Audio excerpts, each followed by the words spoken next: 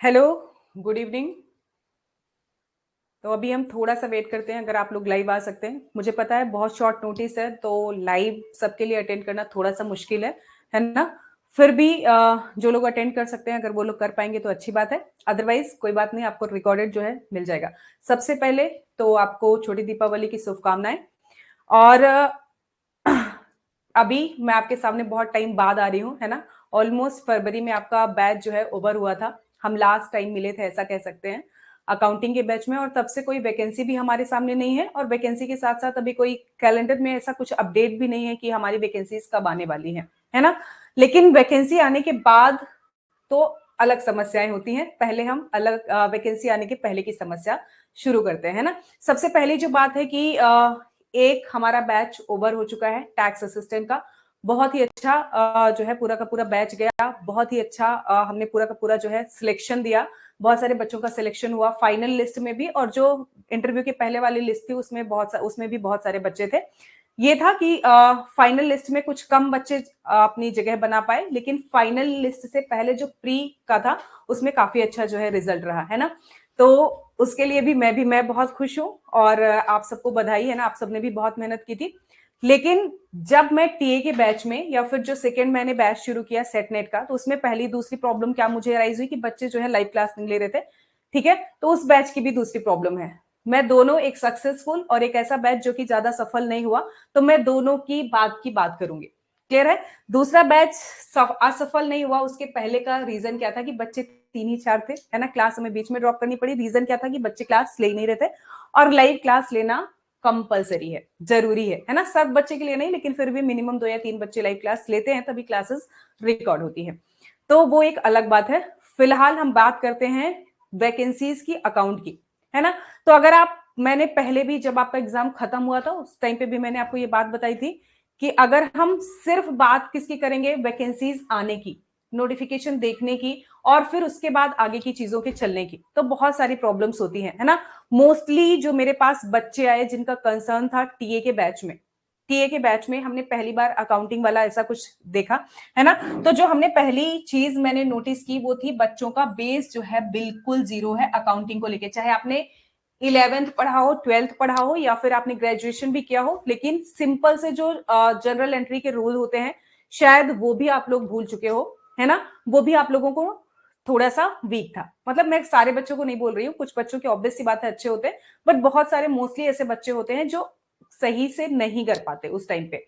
तो बैच में मुझे सबसे जो ज्यादा, जब मैं बच्चों को पढ़ा रही थी, तो मेन प्रॉब्लम क्या थी कि अकाउंटिंग का बेस ही बहुत खराब है। तो ऐसा नहीं है कि अकाउंटिंग की वैकेंसीज बिल्कुल भी नहीं आती हैं, क्योंकि हमसे अकाउंटिंग आती नहीं है, या तो हम अकाउंटिंग को बहुत अच्छे से हमने किया नहीं होता है, तो बहुत सारी वैकेंसीज में हम फॉर्म फिल ही नहीं करना चाहते। रीजन होता है कि इतना कौन पढ़ेगा, है ना। हमसे अकाउंटिंग आ नहीं रही है, हम अकाउंटिंग बहुत अच्छे से कर नहीं पा रहे हैं, तो हम कैसे वैकेंसीज में फॉर्म डालें। जबकि यही एक, देखो, अगर आप बी कॉम करे हो या तो आपने एम कॉम किया है, तो ऑब्वियस सी बात है आपका मैथ साइंस हमेशा एक वीकर पॉइंट पे होगा, हमेशा थोड़ा सा वीक होगा, है ना। क्योंकि आप अपने सब्जेक्ट में भी वीक हो, तो ऑब्वियस सी बात है वो सब्जेक्ट तो आपने 10th के बाद छोड़ ही दी है, 10th के बाद आपने पढ़ी नहीं है, तो वो सब्जेक्ट्स आपके वीक होंगे। तो ऑब्वियस सी बात है जो मैथ्स और साइंस के बच्चे होंगे वो इस बैकग्राउंड में ज्यादा अच्छे होंगे, तो जो कॉमन वैकेंसीज आती हैं उनपे उनके सिलेक्शन के चांसेस थोड़े से ज्यादा बढ़ जाते हैं। क्लियर है। लेकिन आपके साथ ऐसा नहीं होता, है ना। आपके साथ मैथ्स भी वीक है, साइंस भी वीक है, और साथ में साथ अपना अकाउंट भी वीक है। तो जो अकाउंट वाली बीकॉम वाली वैकेंसीज है, भले ही उसमें 15 पोस्ट हो, 20 पोस्ट हो, 100 पोस्ट हो, डजेंट मैटर। मैटर ये करता है कि आप कितना पेपर देते हो, है ना। मैंने जब आपका टीए वाला बैच खत्म हुआ था, मैंने तब भी ये बात बोली थी कि अगर आप 5 साल में एक पेपर दोगे, तो, और वो भी 70 से 75 वैकेंसीज का, तो आपके सिलेक्शन के चांसेस हमेशा कम होंगे, है ना। 2 साल 3 साल में अगर आप एक बार पेपर में बैठोगे तो आपके सिलेक्शन के चांसेस हमेशा कम होंगे। तो कोशिश ये करिए कि आप अपने सिलेक्शन के चांसेस को कैसे इंक्रीज कर सकते हैं। तो उसके लिए जरूरी है कि हम मैक्सिमम नंबर ऑफ पेपर, चाहे वो भले ही एक छोटी सी वैकेंसी का हो, है ना, हम, या फिर मैं सिर्फ एक स्टेट की बात नहीं कर रही हूं, मैं अदर स्टेट की भी बात कर रही हूं जिनकी एज है या जो पेपर दे सकते हैं। क्लियर है।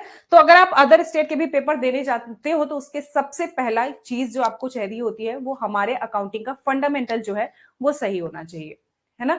सबसे जो मेजर प्रॉब्लम है वो यही है कि अकाउंटिंग का, मैंने भी जो नोटिस किया बच्चों में, वो सबसे ज्यादा यही थे कि अकाउंटिंग के फंडामेंटल्स ही सही नहीं होते, तो उस टाइम पे हम कैसे करें? तो देखो, जब नोटिफिकेशन हमारे सामने होता है तो एक तो आपका कॉन्फिडेंस नहीं होता कि अरे अब इस टाइम पे हमें 10 सब्जेक्ट पढ़नी है और मेरा बेसिक भी सही नहीं है, मुझसे अच्छे से जनरल एंट्री करने भी नहीं आ रही है, तो क्या मैं तैयारी कर पाऊंगा या कर पाऊंगी? ये आपके दिमाग में एक क्वेश्चन होता है ना? उस टाइम भी आपका कॉन्फिडेंस बहुत अच्छे से नहीं होता। और सेकेंड जो होता है ना कि पता नहीं तैयारी होगी नहीं, और उस टाइम पे हम टीचर्स के ऊपर भी एक थोड़ा सा प्रेशर होता है सब्जेक्ट को खत्म करने का, है ना? तो हम टॉपिक टू टॉपिक स्टिक रहते हैं, टॉपिक में जितनी जरूरी होती है उतनी चीजें बताते हैं और आगे चलते हैं, है ना?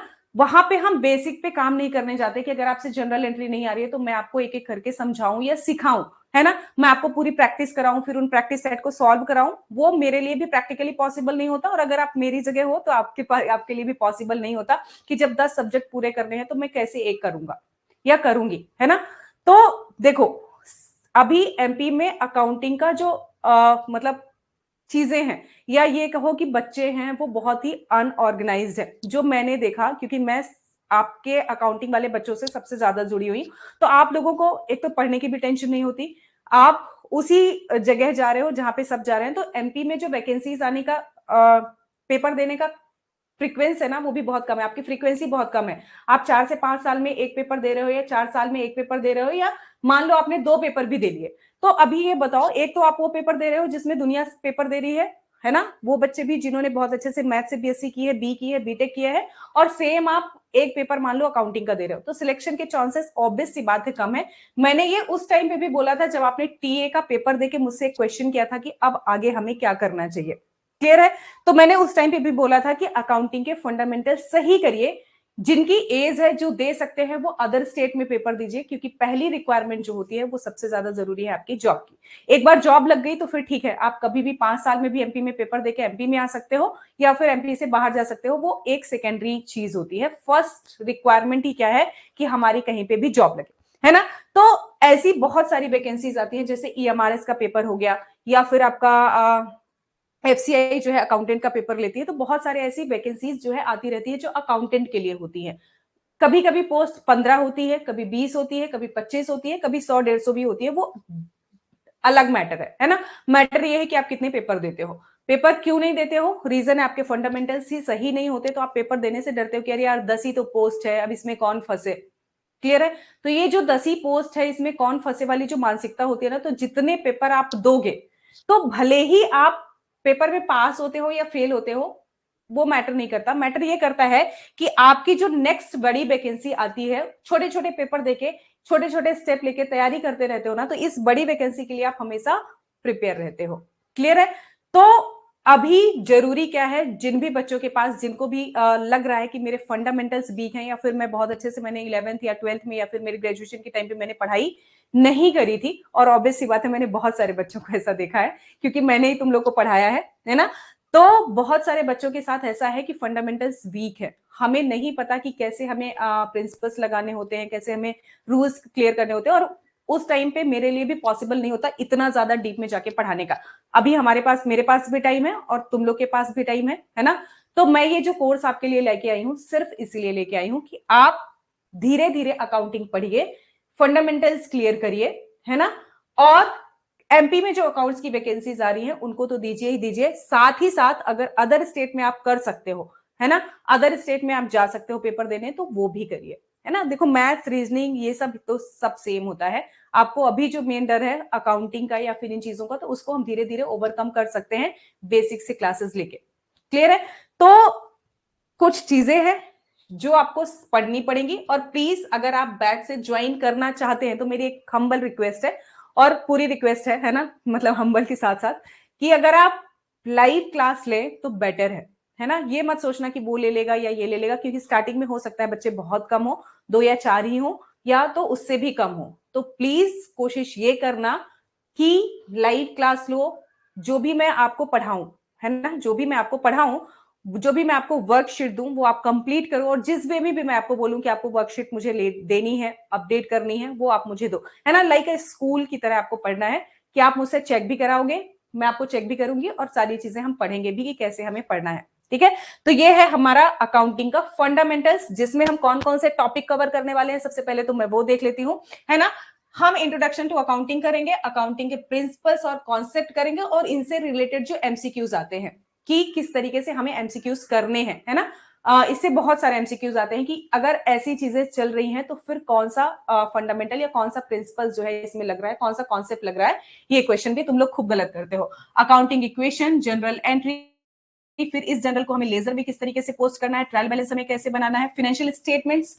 जनरली देखो ये जो है ना, ये टॉपिक लगभग आपको हर एग्जाम में देखने को मिलते हैं, ठीक है। लेकिन कुछ कुछ में आपको फाइनेंशियल स्टेटमेंट भी होता है, बैंक रिकॉन्सिलिएशन स्टेटमेंट भी होता है, डेप्रिसिएशन तो लगभग हर ही में होता है, फाइनल अकाउंट भी होता है। ये जो दो टॉपिक है वो भी किसी किसी एग्जाम में आपको देखने को मिलते हैं, लेकिन बेसिक अकाउंटिंग में ये सारी चीजें आती है। क्लियर है। तो ये पूरे के पूरे चैप्टर्स हम पढ़ेंगे। ये जनरली किस में आते हैं, फंडामेंटल्स में, है ना। मतलब बेसिकली अगर आप देखो तो जो 11th की हमारी बुक होती है या 11th की जो हमारी अकाउंटिंग होती है वो सारे के सारे चैप्टर्स हम यहां से करेंगे, ठीक है। और पढ़ेंगे हम वैसे जैसे 11th क्लास का कोई बच्चा पढ़ता है। क्लियर है। तो ये सारे टॉपिक हम कवर करेंगे एक एक करके, सारे का हमें प्रैक्टिस सेट करना है। तो उसके प्रैक्टिस सेट के भी पीडीएफ मैं आपको दूंगी, ठीक है। इनके पीडीएफ भी मैं दूंगी, लेकिन हमेशा की तरह मेरी रिक्वेस्ट रहेगी कि प्लीज आप लोग नोट्स अपने खुद के बनाएं, क्योंकि यही नोट्स होते हैं जो आपको एग्जाम टाइम पे काम में आते हैं, ठीक है। वो जो आप दुनिया भर के नोट्स देखते हो ना या इकट्ठे करते हो, वो जनरली आपके काम में नहीं आते। आपके हाथ में जो चीज फाइनल में रह जाती है वो आपकी नोट्स है, जो आपको एग्जाम टाइम पे रिविजन के लिए भी काम करती है, और साथ ही साथ जब आप क्विक रिविजन करते हो ना तो भी आपको हेल्पफुल होती है, ठीक है। तो ये सारे टॉपिक्स हम कर रहे हैं, कर नहीं रहे हैं, मतलब हम एकदम बेसिक से उठाएंगे क्लास को, और जितना हम अप लेवल तक जा सकते हैं, जितना भी हमारे एग्जाम में या हमारे किसी भी एग्जाम में काम में आ सकता है, वो सारी चीजें हम क्या करेंगे, पढ़ेंगे। हमें किस तरीके से पोस्ट करना है, किस तरीके से हम बनाते हैं, है ना। जनरली जितने काम की 11th जैसा हम प्रोफार्मा नहीं बनाएंगे कि हमें लिखना है, ऐसा कुछ भी नहीं है, है ना। एंट्री करनी है तो मान लो अगर ऐसा केस है तो हमें जनरल में हमें डेबिट में क्या करना है, क्रेडिट में क्या करना है, जनरली ऐसी सारी चीजें हम क्या करेंगे, सीखेंगे, ठीक है। तो अगर आपको बैच ज्वाइन करना है तो आप बैच ज्वाइन कर सकते हो, है ना। फंडामेंटल अकाउंटिंग का ही है, सारी अकाउंटिंग की चीजें पढ़ेंगे। तो अगर इन फ्यूचर, अभी इन मोस्ट शायद हो सकता है ऐसा सुनने में आ रहा है कि आपकी टीए की वैकेंसी वापस आ रही है, या फिर आपकी जो सीनियर अकाउंटेंट की वैकेंसी आ रही है व्यापम में, है ना, वो 2008 में आई थी, तो उसे ग्रुप 2 सब ग्रुप 2 में मर्ज करके देते हैं या फिर अलग से देते हैं, तो कुछ भी है, तो उसमें आपकी ये सारी चीजें काम आएंगी। अगर ईएमआरएस की वैकेंसी आती है तो उसमें भी आपका काम में आएगा, है ना। और अगर आप अदर स्टेट के कोई एग्जाम देते हो उसमें भी आपको काम आएगा। इवन आप अगर किसी भी कॉमर्स से रिलेटेड अगर कोई भी एग्जाम की प्रिपरेशन कर रहे हो तो ये सारे टॉपिक इंपॉर्टेंट है, और इन सभी से क्वेश्चंस आते ही आते हैं, है ना। तो हम एक एक सब्जेक्ट करके तैयारी करना शुरू करते हैं, क्या पता हमारी किस्मत अच्छी हो और वैकेंसी ऐड हो जाए, है ना। तो फिलहाल अभी ये जो कोर्स आपको है 499 में है, 499 पे आप कोर्स को परचेस कर सकते हैं। जो फर्स्ट 20 है ना, फर्स्ट जो 20 होंगे उनके लिए मैं 10% का डिस्काउंट यहाँ पे दे दूंगी, और प्लीज इससे ज्यादा मांगना भी नहीं, है ना। आपको भी पता है कितनी मेहनत है बैच में, मैंने पहले ही कीमत बहुत कम रखी है, प्राइस बहुत कम रखी है, 499 ही है ना। तो अभी जो शुरू के हैं 20, उनको मान लो 10% का डिस्काउंट मिल गया तो वो और कम हो जाएगी, तो प्लीज इसके बाद कोई डिस्काउंट मत लेना, ठीक है। एज अ टीचर आप मेरी बात देखना कि कितनी मुझे मेहनत करनी पड़ेगी, पर सिर्फ और सिर्फ मेरी एक ही गुजारिश है कि क्लास तभी लेना, है ना, तभी लेना जब आप पूरी कोशिश कर पाओ कि आप लाइव क्लास अटेंड करोगे। अगर आप लाइव क्लास अटेंड करने के बारे में नहीं सोच रहे हो, अगर आप मतलब सारे क्वेश्चन सॉल्व करने के बारे में नहीं सोच रहे हो, तो अभी आप बिल्कुल बैच में ऐड मत होइएगा। अगर आपको लग रहा है कि मुझे अकाउंटिंग इंप्रूव करनी है, मुझे काम करना है अपने ऊपर और ये टाइम मेरा फ्री है, मैं कर सकता हूं, तो ही आप बैच में आ सकते हो, आप पढ़ सकते हो, ठीक है ना। तो ये सारा का सारा हमारे पास जो बैच का इंट्रोडक्शन है वो सारी की चीजें हैं। मैंने जो समस्या आपके अंदर देखी उस समस्या का मैं सोल्यूशन लेके आई हूं, और मैंने इस बैच के पहले, है ना, इस बैच के पहले मैंने खुद से 3-4 महीने खूब मेहनत करी है आप लोगों की चीजों को देखने के लिए कि मैं क्या कर सकती हूँ, है ना, इस बैच को मैं कैसे बेहतर दे सकती हूँ आपको। तो वो सारी चीजें मैंने करके रखी हैं। तो इसमें जो सारी चीजें हैं मैं पहले से बता देती हूँ, नोट्स खुद से पढ़ने हैं। मैं डे टू डे नोट पे पहले से बोल रही हूँ, डे टू डे मैं नोट्स अपडेट नहीं करूंगी, मैं सबसे ज्यादा नोट्स से ज्यादा आपके प्रैक्टिस सेट अपडेट करूंगी। क्लियर है। नोट्स मेरे मर्जी के होंगे, मैं जब देना चाहूं तब दूंगी, लेकिन नोट्स आपको खुद से बनाने हैं। मेरी पहली चीज यही है, नोट्स खुद से बनाने हैं। जितनी भी थ्योरी क्लासेस होंगी और जितनी भी प्रैक्टिकल क्लासेस होंगी उन सब के नोट्स आपको रखने हैं। क्लियर है। दूसरी चीज, मैं पीडीएफ दूंगी, ऐसा कुछ भी नहीं है कि मैं पीडीएफ दूंगी नहीं, लेकिन जरूरी नहीं है कि क्लास खत्म होते ही, है ना, मतलब नोट्स आपको बनाने हैं। फिर दूसरी, लाइव और रिकॉर्डेड क्लास आपके पास रहेगी। तो रिकॉर्डेड मतलब ये नहीं है कि आप क्लास रिकॉर्डेड देखोगे, लाइव क्लास देखो, डाउट्स पूछो, मैं भी आपको पढ़ाऊं अच्छे से, आप भी अच्छे से पढ़ो, दोनों लोग का बराबर कम्युनिकेशन हो, है ना, तभी आपके डाउट्स खत्म होंगे, तभी आप सीखोगे। क्योंकि आप अकाउंटिंग ऐसे मत पढ़ के आना कि मैंने बीकॉम किया है, मैंने 11th किया है, मैंने 12th किया है। आपको अकाउंटिंग इस तरीके से पढ़नी है कि आप फर्स्ट टाइम अकाउंट में जा ही रहे हो, है ना, आप एकदम 11th क्लास में जा रहे हो, तो आपको सीखना है। तो लाइव एंड रिकॉर्डेड क्लास आपके पास रहेगी। रिकॉर्डेड आप बाद के लिए देख सकते हो, कोशिश करना है लाइव क्लास ही देखनी है, जितनी बार चाहे उतनी बार देख सकते हो। पीडीएफ नोट्स आपको मिलेंगे, पर सबसे पहले प्रैक्टिस सेट मिलेंगे, उसके बाद फिर बाकी क्लास के नोट्स मिलेंगे, है ना। आप कभी भी क्लास में ले सकते हो, 1 साल की वैलिडिटी रहेगी। जनरली मैं कोशिश करूंगी कि मैं दोनों लैंग्वेजेस में पढ़ाऊं, है ना, मेनली मेरा हिंदी होता है, बट फिर भी इस वाली बैच में मैं पूरी कोशिश करूंगी कि मैं दोनों लैंग्वेज में आपको क्लास देने की कोशिश करूं। तो आप लोग, आज दीपावली है ना, मैंने भी कुछ शुरू किया है, तो आप भी अपनी लाइफ के लिए कुछ शुरू करिए। और अगर कुछ बच्चे ऐड हो जाते हैं कल तक में, तो हम कल से क्लास शुरू करेंगे। ये हमारा फ्री टाइम है। फ्री टाइम मतलब ये है कि हम इसको अपने लाइफ के लिए यूटिलाइज कर सकते हैं, है ना। तो हम अगर कुछ अच्छा कर सकते हैं ऐसे टाइम पे, जबकि हमारे पास कोई प्रेशर नहीं है, कुछ भी नहीं है, और हम अपने आप को बेहतर बना सकते हैं, तो बस ये उसके लिए मेरी तरफ से आपके लिए एक स्टेप है ना। फीस भी मैंने कोई ज्यादा नहीं रखी, ज्यादा नहीं, मैंने बहुत ही कम रखी है, ठीक है। अगर आप पूरी अकाउंटिंग पढ़ने जाते हो तो इतने से ज्यादा तो मंथली क्लास टीचर ले लेते हैं जो 11th वाले बच्चों को पढ़ाते हैं। तो क्लास की फीस भी मैंने बहुत कम रखी है। तो प्लीज, फीस कम रखने का मेरा सिर्फ एक रीजन था कि ज्यादा से ज्यादा बच्चे ज्वाइन करें, ज्यादा से ज्यादा बच्चों को बेनिफिट होगा, क्योंकि आपका सिलेक्शन मेरे लिए बहुत मायने रखता है ना। तो ज्यादा से ज्यादा लोग इसे ज्वाइन करो। जितने ज्यादा लोग, फीस कम रखने का सिर्फ एक रीजन था कि ज्यादा से ज्यादा लोग अफोर्ड कर पाए, ज्यादा से ज्यादा लोग ज्वाइन कर पाए, है ना। और आप अपने लिए एक स्टेप लीजिए, मैंने आपके लिए एक स्टेप लिया है, आप भी अपने लिए एक स्टेप लीजिए। कोशिश करते हैं इस बैच को हम सक्सेस बनाते हैं, ठीक है। Thank you so much. अगर आपके लिए कोई है क्वेश्चन, तो आप लोग प्लीज वो क्वेश्चन करिए। जनरली ये क्लास की टाइमिंग में हो सकता है कि मैं शाम को रखूं, या फिर दोपहर में, ऐसे टाइम पे जिसपे ज्यादातर वर्किंग जो लोग हैं उनका लंच ब्रेक होता हो, है ना। कोई सुबह का टाइम नहीं होगा, कुछ जल्दबाजी नहीं होगी, ऐसा टाइम होगा जिस टाइम पे मैक्सिमम लोग क्लास अटेंड कर सकते हो। तो पहले मुझे फर्स्ट 20 का वेट है। अगर फर्स्ट 20 ज्वाइन हो जाते हैं तो फिर जिस तरीके से चीजें आगे बढ़ेंगी, मैं देखूंगी ज्यादा वर्किंग लोग ज्वाइन हुए हैं, या फिर ज्यादा ऐसे लोग हैं जो कि कभी भी क्लास अटेंड कर सकते हैं, हाउस वाइफ है, क्योंकि मेरे बैच में ज्यादा ऐसा होता है। तो अगर कुछ है तो फिर हम उस हिसाब से क्लास की टाइमिंग रखेंगे, है ना। अभी हम फर्स्ट 20 का वेट करेंगे, क्योंकि मैं 3 या 4 बच्चों के साथ क्लास स्टार्ट करने के लिए बिल्कुल भी नहीं सोचूंगी। जितने ज्यादा लोग रहोगे, लाइव क्लास लोगे, तो ही मैं क्लास लूंगी, ठीक है। मेरा फर्स्ट सबसे ज्यादा जो रिक्वेस्ट है कि प्लीज क्लास तभी अटेंड करना जब आपको लाइव क्लास लेनी हो, और आप क्लास तभी ज्वाइन करना जब आप लाइव क्लास ले पाओ, है ना। रिकॉर्डेड है आपके पास। देखो, अगर 20 बच्चे हैं ना, 20 में से 4 बच्चे लाइव क्लास आते हैं, 10 बच्चे भी लाइव क्लास आ जाते हैं, तो चीजें सही हो जाती हैं, क्योंकि उन 10 बच्चों ने मैक्सिमम उन 10 बच्चों का डाउट भी पूछ लिया होता है। लेकिन अगर कोई लाइव क्लास में नहीं है तो फिर मजा नहीं आता, है ना। तो मैं ये देखती हूँ कि कितने जल्दी लोग 20 हो जाते हैं, 20 के बाद हम लोग क्लास शुरू करेंगे। Okay, thank you so much. और प्लीज लेट मत करना, क्योंकि वैकेंसीज हो सकता है नया साल हमारे लिए, अकाउंटिंग वालों के लिए थोड़ा सा सही हो, जो मुझे उम्मीद है। ग्रुप 2 सब ग्रुप 2 भी आ सकती है, और शायद टीए भी ऐड हो सकती है ना। पर फिर भी एक बार कोई कमिटमेंट नहीं होती। हमें इस बैच में किसी वैकेंसी के लिए नहीं जाना, सिर्फ अपने आप को अकाउंटिंग में इंप्रूव करने के लिए जाना है। Okay, thank you so much. और अभी आप लोगों के लिए मैं कोर्स ऐड कर दूंगी, तो आप लोग परचेज कर सकते हो। 20 बच्चे ऐड हो जाएंगे, फिर हम लोग क्लास को कंटिन्यू करेंगे। Okay, thank you. अच्छा, टाइम का वही है ना। एक बार सारे बच्चे ज्वाइन हो जाए, मतलब मैक्सिमम जो 10-20 बच्चे हैं, 15 बच्चे हैं, 4 बच्चे, 10 बच्चे हैं, जो भी ज्वाइन हो जाएंगे, तो फिर एक बार हम देखते हैं कि क्या टाइम हो सकता है क्लास लेने का। मुझे उस टाइम पे फिर कोई बहाना नहीं चाहिए कि हम क्लास नहीं ले पाए, ऐसा हो गया वैसा हो गया, ये सब कुछ नहीं चाहिए मुझे। मुझे क्लास में बच्चे चाहिए, है ना, कि जो आप लोग अपने डाउट कर सको, अपनी चीजें पढ़ा सको। और मुझे पढ़ाने में मजा भी तभी आता है जब आप लोग भी बैठे हुए हो, तो हम तभी क्लासेस शुरू करेंगे। ओके, तो टाइमिंग का अभी फिक्स नहीं है, क्लास है, उसके लिए हम चीजें कर रहे हैं। Okay, thank you so much.